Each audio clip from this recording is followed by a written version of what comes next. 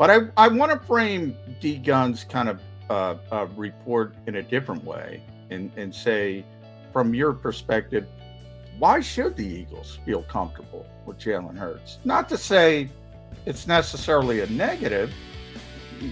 I think they're like everybody else. They want him to succeed. But this is not Aaron Rodgers or Josh Allen or Patrick Mahomes. I mean, why should they feel comfortable about Jalen Hurts? It's just, okay, he's got to get better. He's a young guy who's got the potential to get better.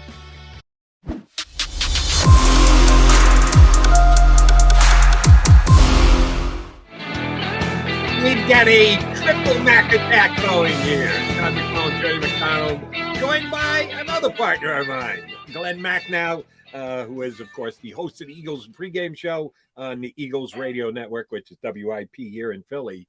And G-Mac, are you counting down the days to that first preseason game for the 2-hour pregame show for that Jalen Hurts is not going to play it? That's huge for you, big guy. Yeah, you know what's so funny is I'm always this time of year start counting down the days till training camp, and then the moment training camp starts, I say, "Oh, this is boring. Can't wait for this. Can't wait for the preseason games to start." And then by the second quarter of the first preseason game, I go, "Oh, this is a waste of time. When is September come?" So it is that cycle, and we are now in it. Yeah, and that is the cycle. You described it well, Glenn.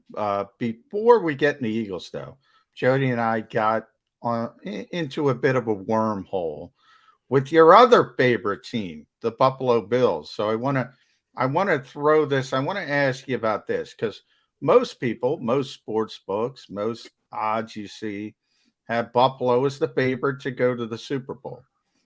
I think there's something that loss was so devastating to the Buffalo Bills. And I'm not talking about the coin toss. I'm not talking about overtime.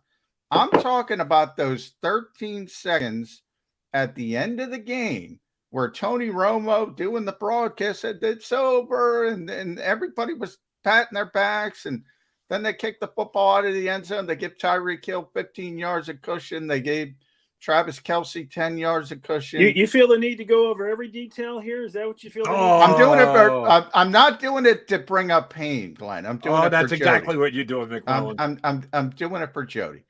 My thought is, and then I'm blaming the coach. I'm blaming Sean McDermott. I'm blaming Leslie Frazier, and they're the ones who've got to sell this thing now to Buffalo. Tremendously talented team. Look, they're going to win a lot of games. Am I overstating that can be devastating for a team? In other words, you're there. You're at the precipice. You get kicked off the mountain. You got to start climbing the mountain again. Is there something to that, or am I totally off base?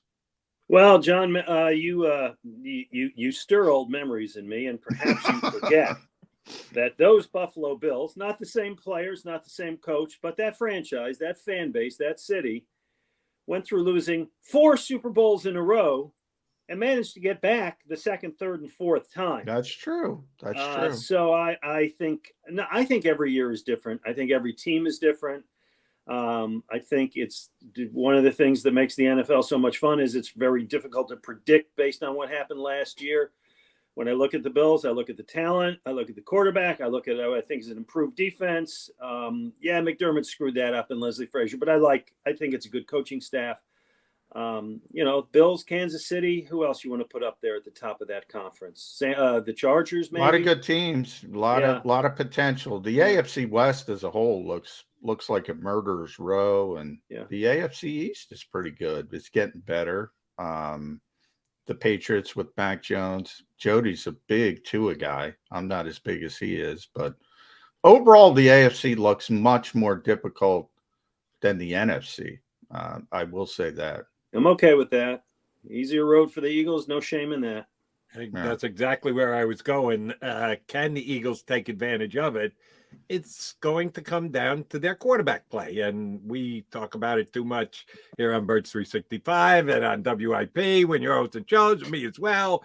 That's all about Jalen Hurts, Jalen Hurts, Jalen Hurts. And that's just the National Football League in 2022. And our very own Derek Gunn stirred up a hornet's nest this week when he reported that someone around the organization says the Eagles are not completely comfortable with Jalen Hurts. When do we get comfortable? Glenn, you'll be there for the preseason games, but Jalen didn't play in them last year. Johnny Mack will be down there for the workouts and the practices and the like. They got those controlled scrimmages against a couple of teams. When are we going to know if Jalen Hurts is an improved quarterback coming into 2022?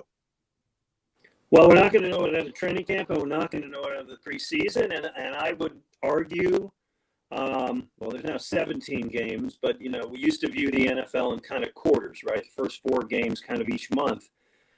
I don't think we're going to know, and I should go back and look at the schedule. I don't remember the first 4 games exactly, but I don't think we're going to know until we're into October. He may get off to a slow start and we'll panic. He may get off to a really quick start against some bad defenses and we'll have him in the Super Bowl.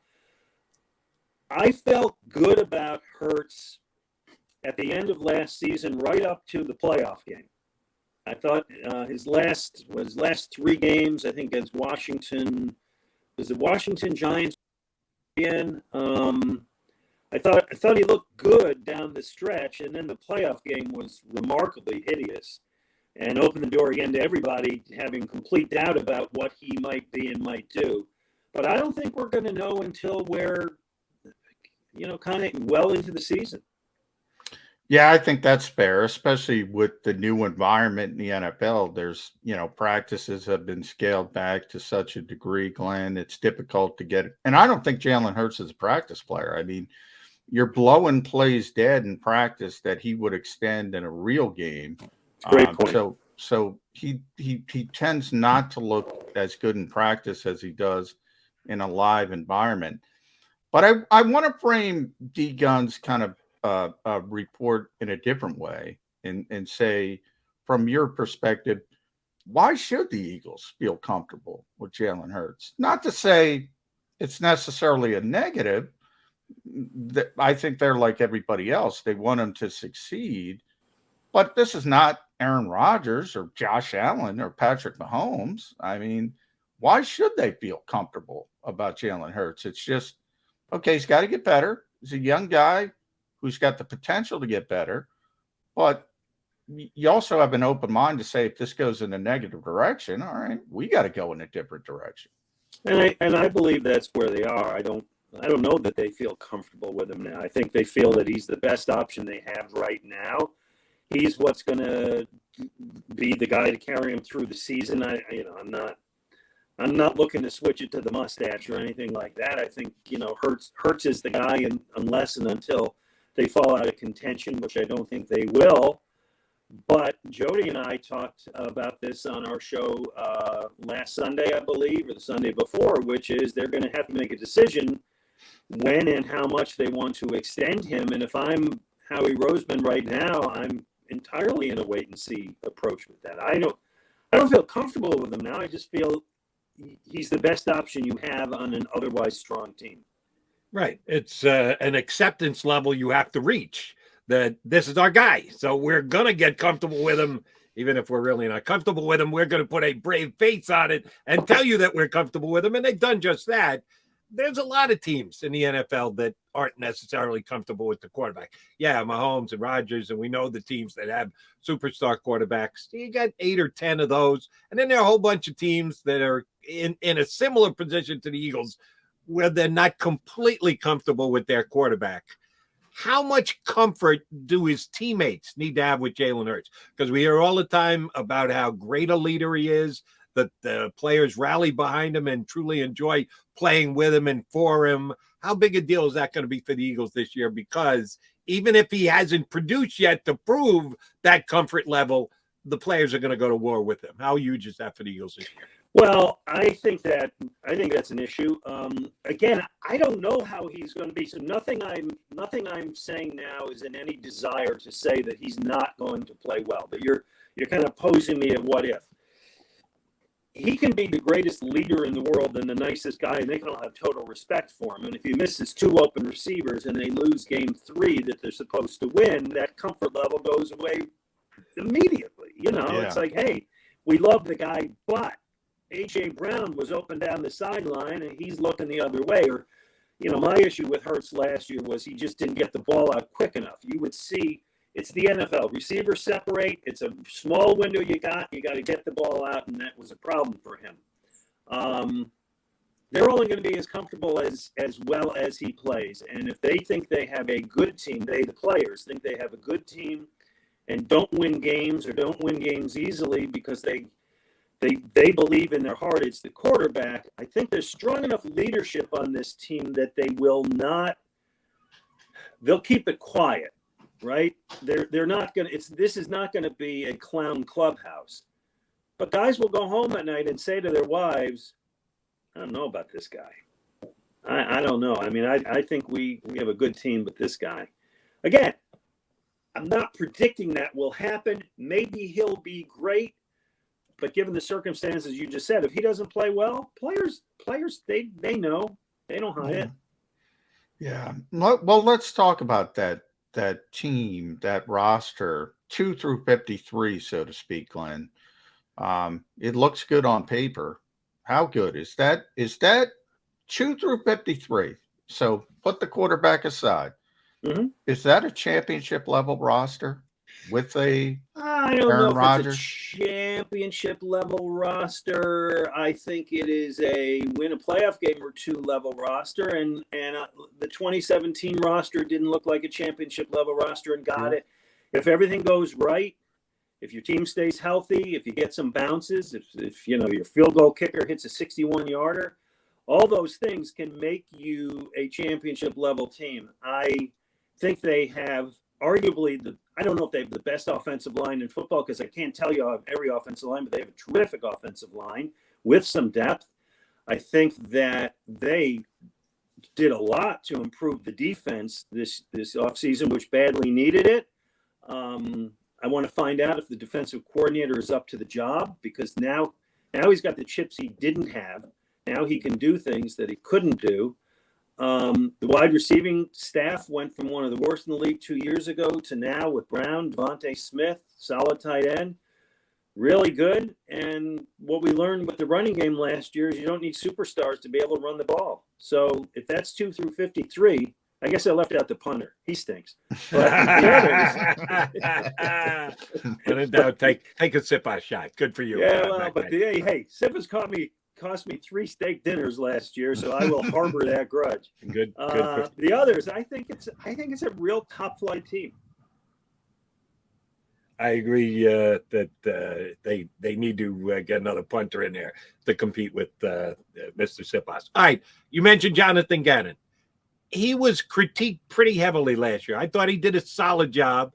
The general manager thinks that he's going to be gone before you know it, that somebody's going to hire him as head coach. He had a whole bunch of interviews this past offseason, didn't get a gig, but that's pretty good for your first year in a coordinator position to already be in demand for interview possibilities.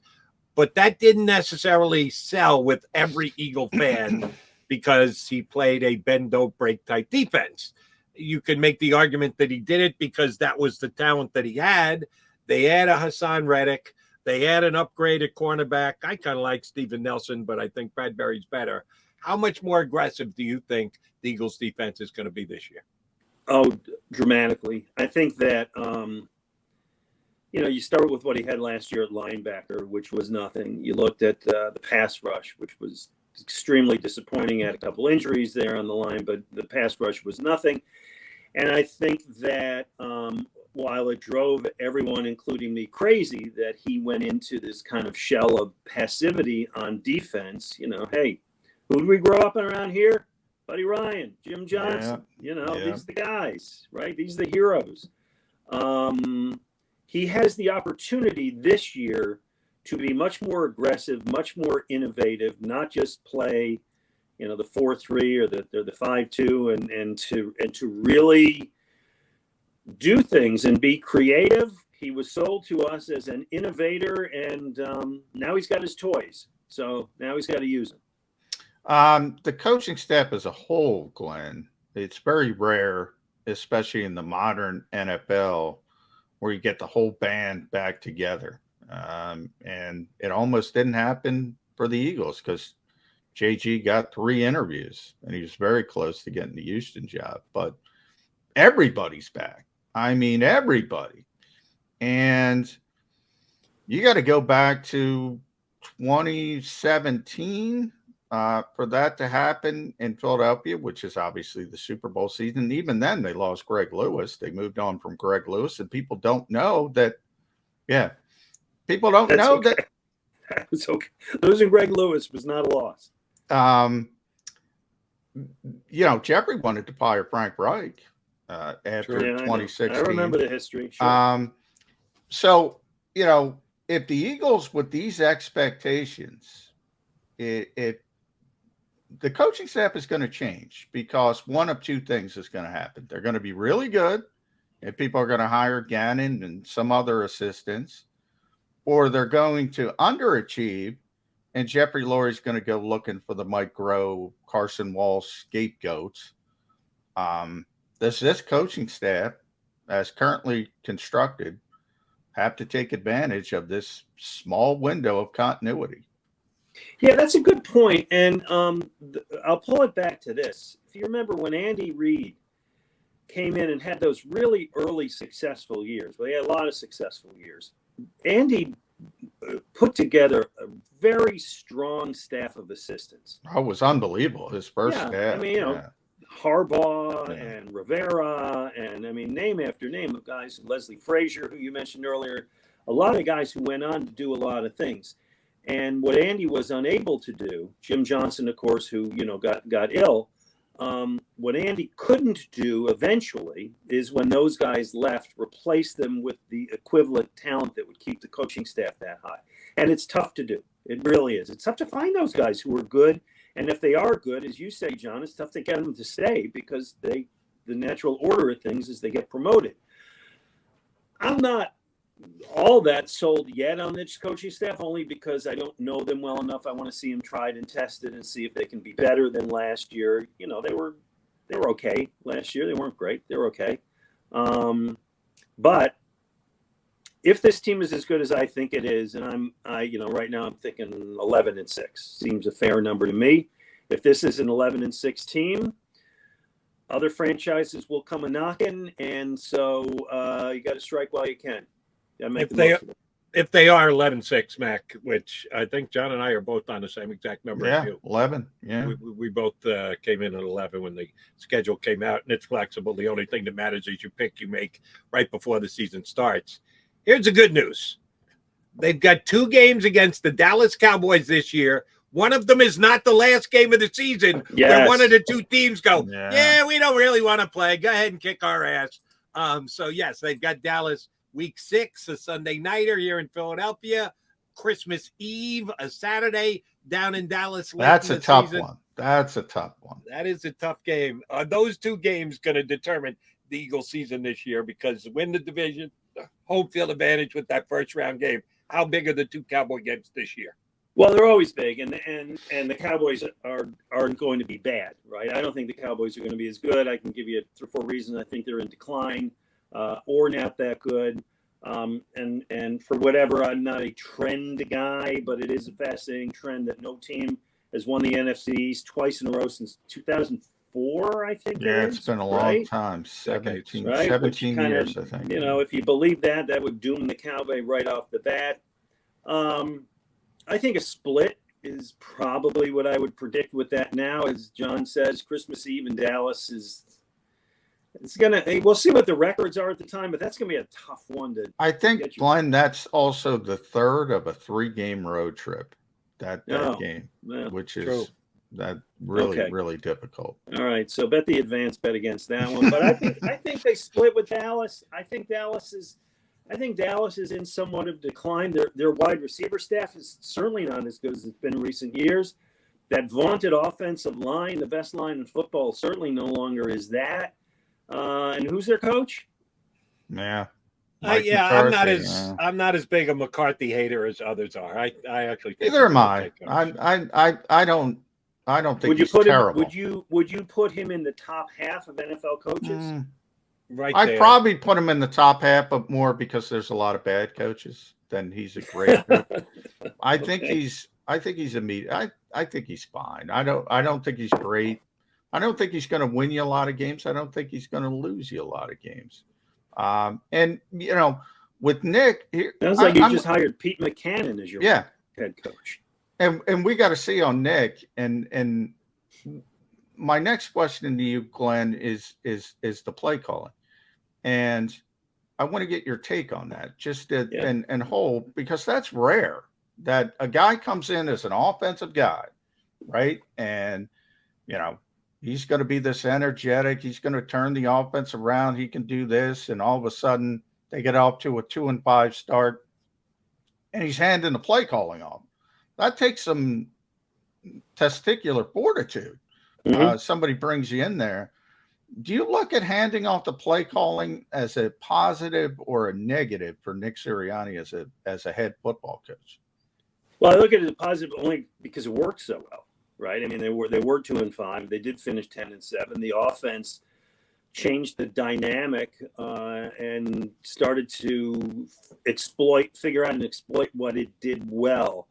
I don't need my head coach necessarily to be the master of everything, the control freak who's calling the plays, who's dealing with the officials, who's chirping up his quarterback, who's making sure that the secondary's in alignment. Nick said it, and I do buy it, that when you're the head coach in an NFL game, there are 25 different plates you got to spin at the same time. If he wanted to take one off and give it to the coordinator, and it worked, I'm fine with it. If it didn't work, it would have been a terrible idea, but it was successful. So you bet.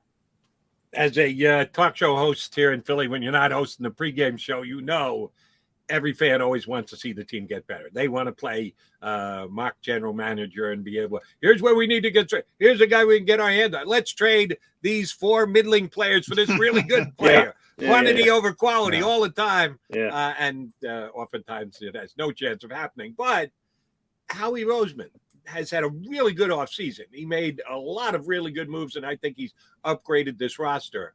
Is he done? Or do you think there's one more in the preseason move to be made, either a trade or pick up somebody off the waiver wire? Do you think the Eagles are good with the roster they have, or is Howie Roseman out there still fishing? Stuff falls through. Veterans get cut. Talent does show itself. I don't think it would be anything radical. I would like to see him add another safety, maybe. If a smart veteran safety becomes available. I'm just trying to think of where else they would pick somebody up. Backup tight end. They have no backup tight end would be good. Yeah. Who's the third running back now? Boston Scott. Oh, I love Boston Scott. Yeah, so do I. I love Boston Scott. It's not bad. This guy knows how to get in the end zone. That's the most important thing in football. Give me touchdowns. Yeah. So, I mean, to me, there will be a player or two currently not on the roster that will be on the roster because, but I don't think it's going to be anything dramatic. I mean, it's going to be like a Richard Rodgers type of, that guy. Although, allow me to state one more time, I would not mind seeing another punter here. Yeah. It's strange, for all the competition. Nick talks about competition. They can't bring in competition for a punter who, he was off the rails. His leg just started out really well. Yeah. And then the cold started out really well. His leg just withered. And evidently the Australian Rules League is only 8 games. I don't know. I don't know how far Australian rules football goes, but Aaron Cepas said it. They only play in over 70 degrees apparently. Yeah. Jalen Reagor, you mentioned bringing guys in. Is he going to be here? Week 1, September 11th, Glen Macnow at Detroit. Is Jalen Reagor on this football team? Yes, but that doesn't mean he's going to dress. Ooh. It's the cutting of the first rounders. Healthy Yeah. scratch. Doesn't that look worse for Howie, though, if he's got a first rounder who's not dressing week one? Well, in I his mean, it third does season? initially, but then guys get hurt, and he comes in, he gets his last Yeah. chance, right? I mean, Yeah. you got the. Can we get rid of J-Jaw first? Well, yeah. I Yeah, mean, I'm except- not. Except McMullen wants a backup tight end. You don't have Yeah. faith, G-Mac, that he's going to make that transition to tight end and No. be their backup TE? I don't think it's a good sign in your fourth professional season that they're changing your position as a second round pick. That to me is not a positive sign. I agree. The Eagles do that a lot. Tyree Jackson is a guy they hope to get healthy enough to be able to take a look at. Yeah, but he was an undrafted kid who they brought in as a develop. This is a second round pick they brought in to be Alshon Jeffrey. He was going to be the next Alshon Jeffrey. There's a big difference there. I give Howie credit. He learned rather than drafting wide receivers, he made a trade for one, and I think we all expect that to be very successful. It's going to be big for the Eagles this year. All right, G-Mac, last thing. I got to give you your props when I listen to you host the Eagle pregame show. I did it before you did, and I had two guys with me, and that was it. It was just me and two other guys. You have a cast of thousands when you host the Eagles pregame show. They're coming in from all over the place, and you do a great job of including them and getting them in and getting them out, and you play traffic cop better than anybody that I know. What's your favorite thing about hosting the Eagles pregame show? My favorite thing about hosting the pregame show is that usually at the top of the second hour, when it's a little more than an hour from game time, we bring on the Eagles pep band and we bring on an alumni who can be any, sometimes it's Randall Cunningham, sometimes it's Ricky Water, big name alumni, Brian Dawkins, Hugh Douglas. And that's when the crowd is really flowing in. And in combination, I get the pep band to do it, and I get the alumni to do an Eagles cheer. And the energy of that crowd just picks up tenfold. And that's my favorite part because that's when it feels like it's a football Sunday. Not surprising. Hey, by the way, before we go, Jody, this would be the opportunity for you to give me all praise for the voting in the WIP all-time television character draft that we did last week. They put it on your Twitter. So am I shocked that you won the vote? No, I am not. I linked to you. Yeah, you did. But it was. Did you come in second at least, Jody? You got to beat the callers. I did. Macnow ran one. I ran two. And because if you lose to the callers, I will absolutely positively say the two best lists were Glenn's and mine.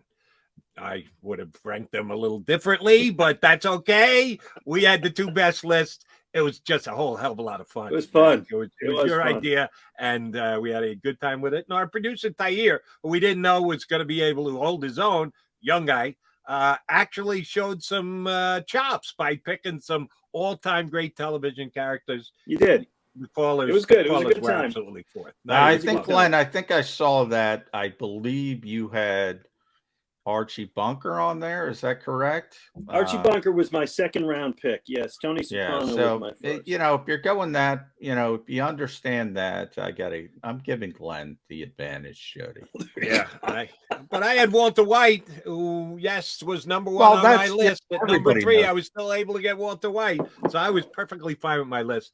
It was just a ton of fun, and I enjoyed doing it last week. All right, Mac, man, we appreciate you coming on with us. We're going to get you up when you get back to hosting those all-important preseason games. Oh, gosh, yes. We will definitely get you on the week before that first preseason game where you'll be rallying the troops, and the Eagles will be playing undrafted free agents for more than 3/4. The greatest tradition in sports, by the way, is over. The Jets-Eagles final preseason game is no more. Oh, boy, won't I miss that.